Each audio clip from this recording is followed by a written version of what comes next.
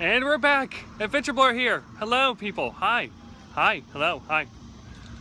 So, I am at Raleigh SuperCon, again, just like last year. And like last year, I'm going to record, again.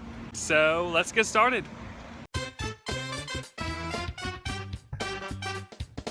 When we got inside, it was, unsurprisingly, pretty packed.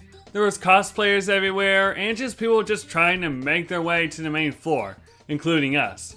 So, after some navigating, we managed to finally get to the main floor. And there was stuff everywhere. I felt like there was even more stuff than there was last year, and that's saying something, because last year was packed. If I've heard, Saturday was completely sold out, and I am not surprised at all, because you couldn't walk 5 feet without running into someone. It was that packed. And you had, from regular people to cosplayers with giant costumes, so it was crazy. But it was fun, and we had a great time just exploring the main area. It just took several hours. And we got some really cool stuff along the way, which I will make a video on later. After wasting about an hour or so on the main floor, we decided to head to the Henry Winkler panel.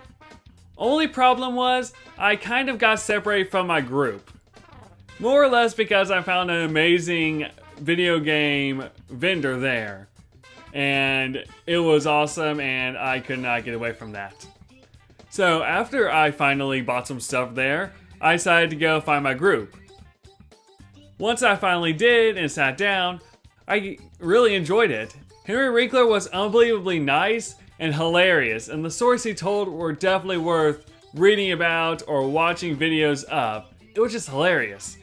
Unfortunately though, I kind of had to leave halfway through, because one of the panels I was interested in, a YouTuber panel, was just about to start, so I had to rush off ahead to that. When I finally got to the YouTuber panel, it already started, so I kind of had to stand back in the corner, but I really enjoyed it. Porcelain was the YouTuber that was in charge of it, and though I never heard of her before or really cared for her type of channel, she was still really nice and had some great tips and pointers for YouTube, stuff that even I never thought of, so if it ever becomes available to watch, I highly recommend watching it. That's actually kind of been a problem. No one recorded it that I'm aware of outside of Raleigh SuperCon themselves, and they have yet to upload it, so I don't know if I'll ever have that footage.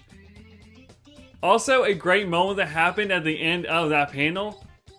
The panel had like 5-10 minutes left of it, and out of nowhere, while she's in the middle of answering questions about YouTube, a ton, and I mean a ton, of Overwatch cosplayers just burst through the room. No reason, no meaning, nothing. So the room was already very small and pretty packed. And then it becomes even more so because you have giant, robot mechs walking in. So like everyone's just trying to like stand in the corners and hide around stuff because there wasn't really any room. I guess that there was an Overwatch panel afterwards. But yeah, that was just a great moment and one of my favorite moments of SuperCon, just because of how random it was. After that panel was over, we decided to go get lunch and then just walk around the main floor again. And during that time, I saw a ton of great cosplayers, including the awesome 501st Legion and the Rebel Legion, who I've never actually seen there. They were awesome to talk to, and they're just awesome in general, so We had one more panel we wanted to go to for that day and for SuperCon in general. Tom Kenny's panel. Tom Kenny is the voice of SpongeBob, but also the voice of Spyro the Dragon. I don't know how I couldn't go to that panel. And that panel, I don't know what they were thinking at SuperCon.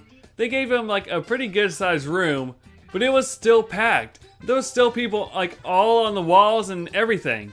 To the point where our fire chief had to walk in and tell people to leave because it was like violating regulations.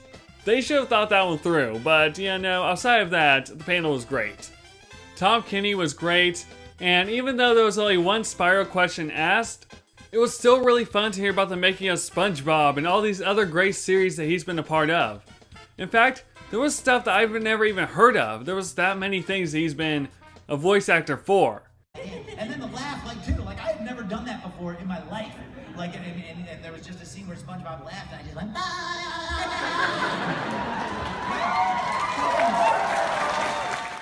After the panel, we decided that there wasn't really much else we wanted to do for Saturday, so we decided just to head home. I mean, we had Sunday left and there was going to be plenty of stuff to do then. So, you know, that's how we ended it. When we got back Sunday, it was very different.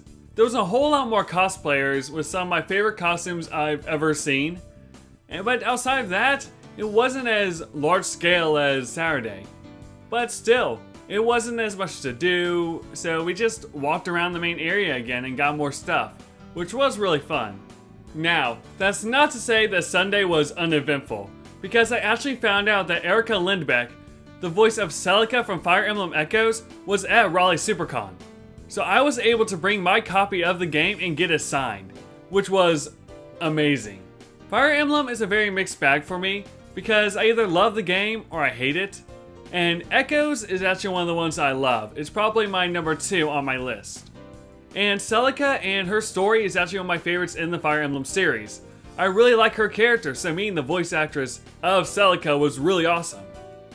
After getting my copy of Echo signed, I decided to look around a little bit more and then head to the game area of SuperCon. Because I never really went to the game area before. Like, I walked around maybe 5 minutes last year, but outside of that I never really looked around or played any games over there. So I decided to head out and try out some games. And though I didn't really play much of anything outside of one match of the original Super Smash Bros., I still had a lot of fun. And it was pretty cool because this was my first time being in a game tournament area. Normally I just look around game stores, never really been a part of a tournament. And though I didn't play in a tournament, I kind of wish I did. More or less because there was a Mario Kart 8 one going on a few hours later that I kind of wish I stayed for, because I would have gone like 5th. I'm calling it now. I would have gone 5th. I should have. I could have earned that 5th spot. I could have earned it. But I didn't. After 1 or 2 games of Smash, I realized that I was still pretty tired from the last day, so I decided just to head home. I mean, I spent a ton of money already, and there wasn't much else left for Sunday. I already did everything I really wanted to do. And though it wasn't much, it was still really cool. On the way out, I saw even more great cosplays, which kind of brings me into this segment I want to do. I never really talked about the cosplayers much last year, but this year I just want to shout out some of my favorite cosplays. My favorites were the Crash Bandicoot costume, which was great, and I loved the bazooka and the Aku Aku mask. Such great touches to it. The Cusco costume, which was just phenomenal. No one ever does Cusco, so it was awesome to see someone do it and nail it. The Star Wars Rebels cast, which outside of missing Zeb and Chopper, had everyone nailed, and it was just an awesome family costume group. And the Fox McCloud, which I saw last year, but this was even better just because of the sign. The sign was hilarious. I love it, guys. I love it. And that about wraps up this video. I hope you enjoyed Raleigh SuperCon as much as I did, and I hope to see you guys there next year. If you enjoyed the video, please like and share it with others. Comment below your favorite part of Raleigh SuperCon, and subscribe if you want to see more content like this.